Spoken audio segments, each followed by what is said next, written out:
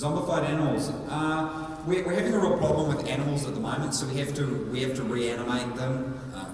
Reanimated animals. So we actually have to, like, we've got a deer. I wonder if, is a deer even animated? I could actually almost put them in. I won't spawn them in because I'll get accused of spawning stuff into my own game. So, the other side to it as well is we want to look at the plausibility. So Dean's brother is one of New Zealand's leading virologists, specialising in influenza. So he's written us a huge design document saying, you know, designing our virus so we can make it plausible. So, you know, whether animals are even possible to plausibly fit within that. Mr. Tech Guy, can you blur that for a moment? Can you like go to the PAX East thing for a minute and I'll do some secret squirrel stuff and we'll bring that up. So if you're a virologist on staff, does that mean you have plans to have like a plot on how the infection like became? Yeah, what I'll do is, this is a first time, I'm just going to find the document. It's got Confidential New Zealand documents. I'm not sure I actually have it on me. So we have discussed as a long-term goal, you know, we'd like to have something that you could look into. You know, you could look into the virus as just something you can do in your own time. But that's a long-term goal and something that we're not going to look at until much later in the year. Keep going, man. Keep going. I'm still looking. They haven't noticed yet. I have another question. I heard that there's a kind of tournament where some zones were danger, and if you're in them, you die. Tournament? Yeah, some sort of like a match where guys would join a server and try and survive, and then certain zones would be set to dangers, and you couldn't go in them when you die.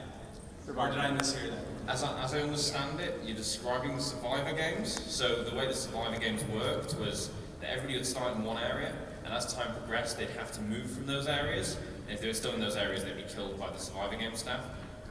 As I understand it, we've got one of the cameramen for the Survivor games here. Bikeman, if you'd like to raise your hand. Yes. How's it going? So, yeah, and as people move along, I think, is it open applications to that? Yeah, we already just did the first qualifier acceptance. Twitch TV picked up the Survivor games, so there will be one every 3 months. We just did the first qualifiers. There will be 3 qualifiers with eliminations, and then those people will move on to the main game. So for those people that couldn't hear Bikeman, apparently Twitch TV have picked up on it, so it'll be once every 3 months with open qualifiers. Yeah, go to survivorgames.com, you can put your application in. And remember, we need streamers, people who can stream it, put detailed information. Don't be like, I want to shoot the people, period, and then like, we're not going to accept you. So. Be detailed, be nice. So apply and include much detail as you can about yourself. Does anybody else have any more questions? If you want to go to one of the mic, this one please.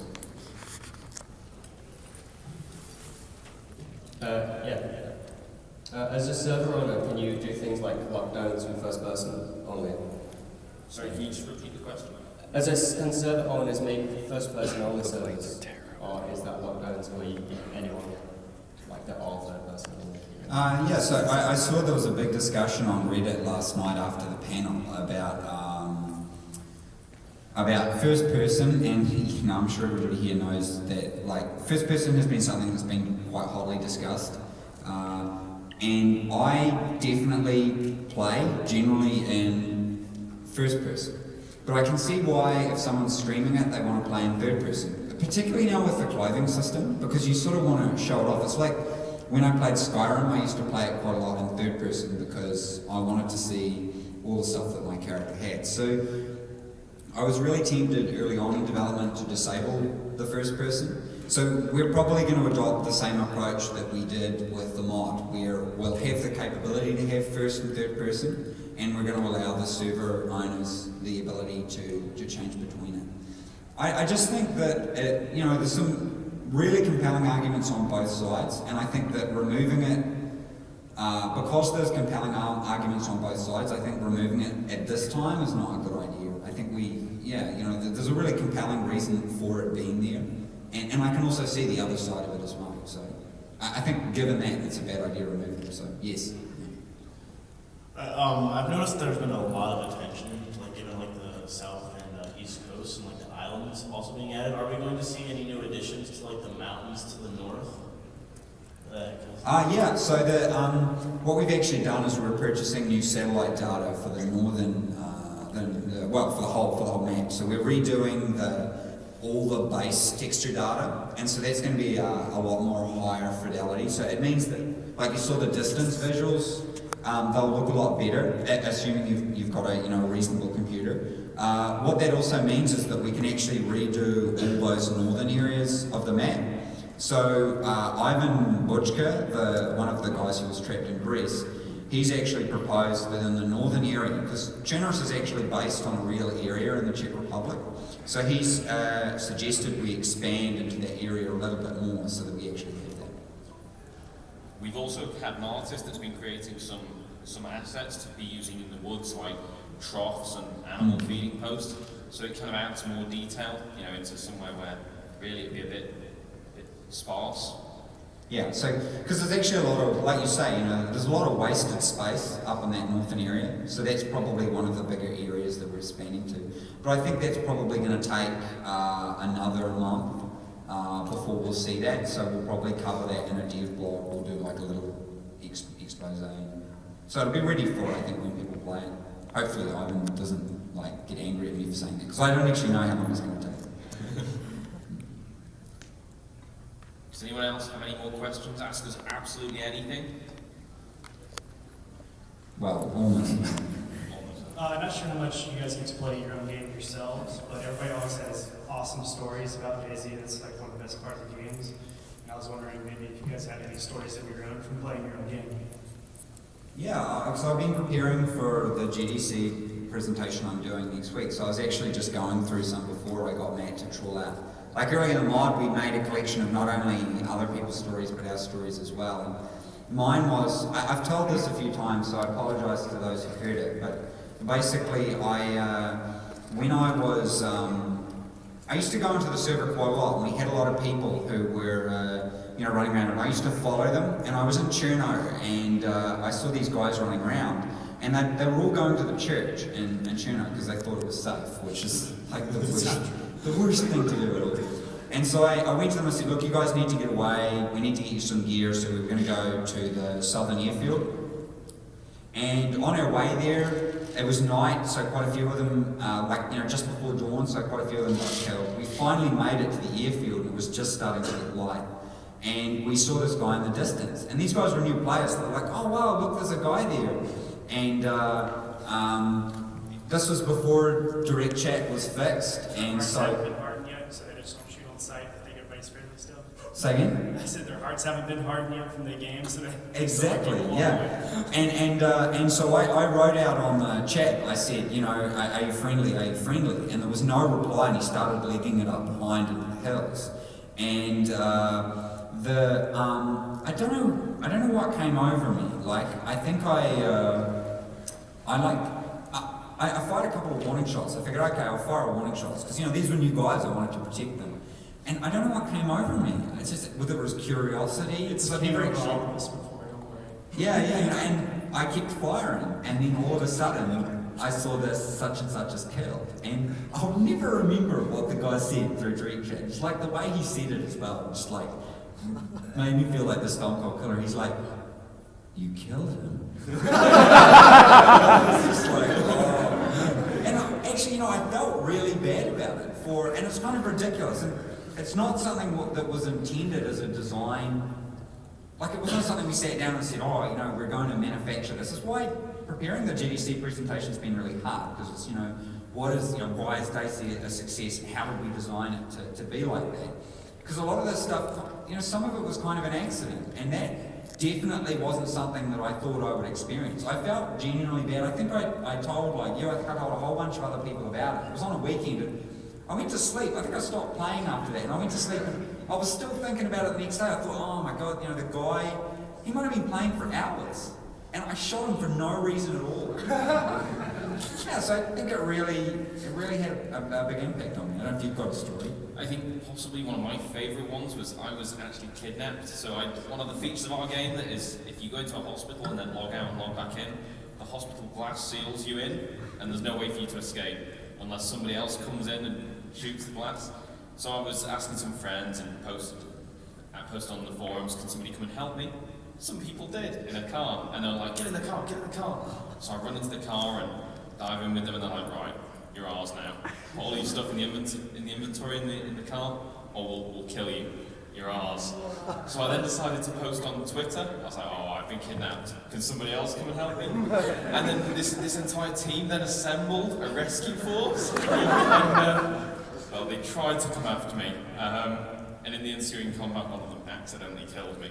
It was just this, I've been captured and was being driven around in a car for like half an hour by some randoms that I didn't really know.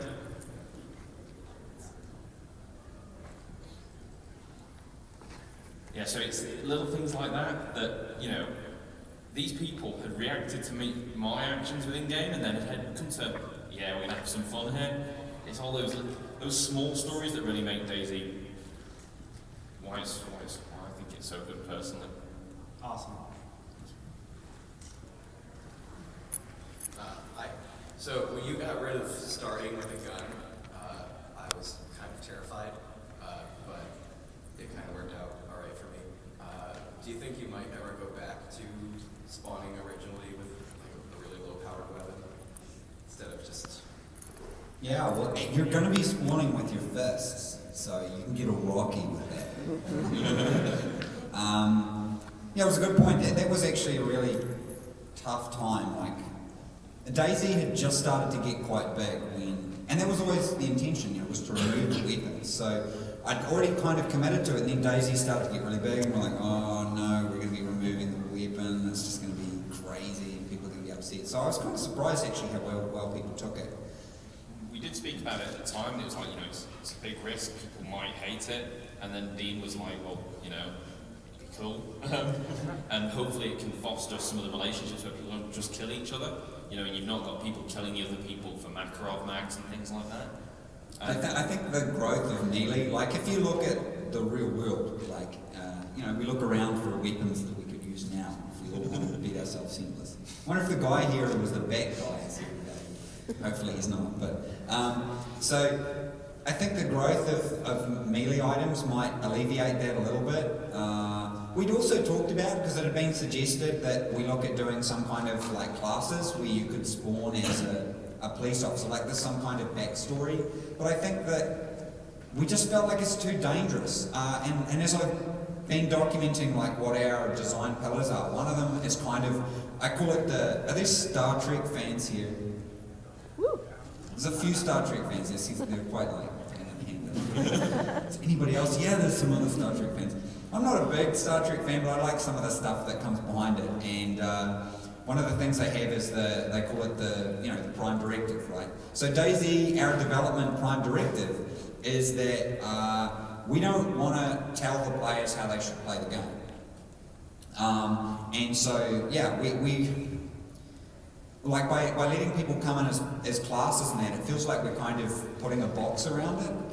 Yeah, there was a really good post on the forums by Dr. Wasteland about this, about why like DayZ having freedom and that. So I guess I can kind of see what you're saying, how it's a real barrier, particularly for new players, not having a weapon and stuff like that. So I'm sort of hoping that having fists and stuff like that will alleviate that somewhat. So does that answer your question? Yeah, thank you. Thanks. Hi. A few months ago, I think I read something about there being fortifications in the standalone. Are you still planning on doing something like that? Yeah, we had a problem with fortifications in the mod because the world filled up with bags of grief and yeah, I can't come up with something cool for a wire, but yeah, wire. So and I'm glad we had that experiment because it sort of made me realise that to do the grand base building strategy that we wanted, we were going to have to deal with a whole bunch of congestion issues. So we want to do some kind of fortification. Like we've been looking at with the buildings, having points so that you can barricade the doors and stuff like that. So you get some wood and a hammer and you can barricade the doors and stuff like that. So I think we want to do some kind of limited fortification above ground, but I think below ground is where we're going to end up having to do a lot of the stuff. So just because of congestion, it's the same issue with I forgot to. Did I raise notes yesterday? Player notes? Yeah, I did. Yeah, so it's the same issue with player notes, like writing notes and creating books and that, is that if we have them as always persistent in the game world, then the world just fills up with notes, with, male genitalia and people drawing rude images with sandbags and stuff. So it's a technical, they call it time to penis. That, how long it takes before someone does something rude with the game features. I haven't seen somebody do that with sandbags yet. I think I was on one server. It was like New York 3 that did that. So. I'm sure let's see some tonight. Yeah. Yeah. Thank you. Cool. First, thank you very much. It's a great mod. Obviously, come a long way. Question is, since it's come so far in almost a year, just about a year, I guess, is there anything that when you first designed the mod, and obviously you say you play it, that you miss that's kind of since you've developed it so far, that you kind of, like, for me personally, I remember the first few weeks, everyone was so friendly with each other, and it was kind of like a us versus zombies, and now it's like, oh my god, I gotta get away from the coast because someone's gonna come and rape me. So, so is there anything personally you miss, and then is it something you're gonna try to get into the standalone? I definitely miss the early days of it. Like, I still remember when with CH Kilroy and the Shack Tack guys when we did the first big game. So that was the first time we had I think 50 people. The whole server was absolutely full, and it was glitchy as heck. It was really bad. Really bad. And I think it's easy though to look back on it really romantically and go, wow, it's so awesome. We were talking about it with Will from Multiplay, who provides a lot of the servers, about how bad it was at the start. Like, we would open up 50 servers and they were just full like that, and you'd have to wait like hours to get on, and then it would like crash or it'd glitch out, or you'd put on a ghillie suit and bang, you were like zapped out into the middle of the ocean. So I guess I do miss that vibe that was at the start, but I kind of realised that we've sort of grown beyond that. I do really feel like that vibe's coming back. Like, it's a real shame because our central server's in Prague, we can't show a lot of the sort of the more gameplay type stuff. Like, a few of the Reddit forum mods will attest to the fact that at the moment, because our server's located in Prague and they're playing from the States or wherever, it's a real issue at the moment, so I can't really show it. Because it does feel like it's getting back to that feeling at the start, but only time will tell whether we actually achieve that. Awesome. Can I ask one more question? Yeah, sure. Obviously, with the War Z and how bad it are there any lessons you learned from them? Anything you're looking forward to? Obviously, you're taking your time with the Alpha, and I think that's a great idea. Yeah, I think one big thing, and I think it's not just us who've learned it, it's a lot of people. So you need to be really careful about how you release an alpha game on Steam. I know the Steam Early Access program, which, to be honest, probably everyone else here knows more about than me. I haven't looked into it yet. But so we're really concerned about when we release. Like, obviously, the people who know about DayZ know what to expect, but the people who don't will be like, it's on Steam, it's going to be awesome, and they load it up and something's not right, there's a floating can or a floating vehicle wreck or something, and it's going to, managing expectations is not something we've done that well, and it's something we're trying to do better, so I think we're really concerned about that, and I don't know whether the early access program will allow us to fix that, or whether we sell the initial keys through the BI website, like Steam keys that you enter in, and then just have alpha warning, this is danger, you should not be buying this. Just heaps of screens you have to click through to make sure that the people buying it are the people who want to participate, they're prepared to accept it being really glitchy and stuff like that. So, that's, for me, that's the biggest thing I learned. Thanks again, guys. Thanks. Hi again. After the panel yesterday, I was thinking about different stuff in the game. And I was wondering if you guys were considering adding any calming or something like that, because I feel like that could add one of the strategic elements into the game. Any what, sorry? Calming, so potentially calming buildings or calming rock faces or something. Yeah, we're quite jealous of a lot of games in terms of what they can do with their animation system and things like that. VBS, which is the military variant of the Armour engine, has some really cool stuff with like repelling and stuff like that. We looked at some stuff, but because the game world's so big, every time we change something or add something new, and we have to go back and redo and relook at every building. So this is the issue we're facing with loot spawning at the moment. So we have to go through and configure where all the items can be spawned inside a building. So it's a very time-consuming process. Same with the zombie AI, we're changing the interior of the building, so we have to go through and remap where the zombies can go. So I think it's just one of those things that once we get the alpha out, I think the community will test it, and they will probably get very good feedback as to where we need to emphasise and where we aren't. And once we get that, I think we'll have a good picture of what we need to do. There was a survey done through Reddit and through the forums and that, which was really good. It gave a picture of what people were interested in. And I think once we do this alpha, we'll need to let people play, and then we'll have a good idea, and we'll play it. And it has to be played with players, because the experience is very different when you're playing it outside of a closed beta environment. So that's the time we look at things like climbing and that. I definitely, I experimented with it on one of those big apartment building things you see, because they're quite straightforward, because they're very square. But then it all breaks the rope system I made when you get on a house or something.